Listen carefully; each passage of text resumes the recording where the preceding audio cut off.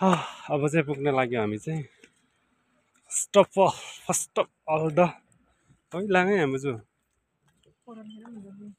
parole कि लागे लागे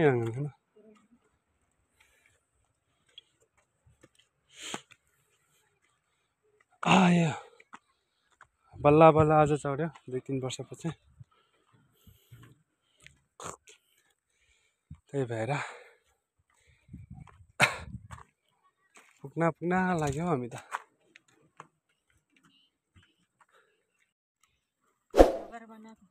भ्लगर बनाएको मेरो बुढी त हेर्नु लुगै नधोइकन कस्तो यसरी हिँडिरहेको छ त साथीहरू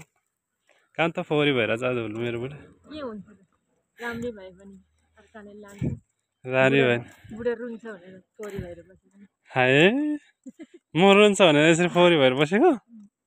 यस्तो त हुनु भएन नि त नि राम्रै भयो भने आनन्द लान्छ हो बिचारा मेरो बुढालाई माया लाग्ने यस्तो फोहोरी भएर अनि यस्तो फोहोरी भयो भने त नि बुढालाई त राम्रो लाग्दैन नि त नि राम्रो नलागेको हो सबैलाई राम्रो लाग्छ राम्री भएको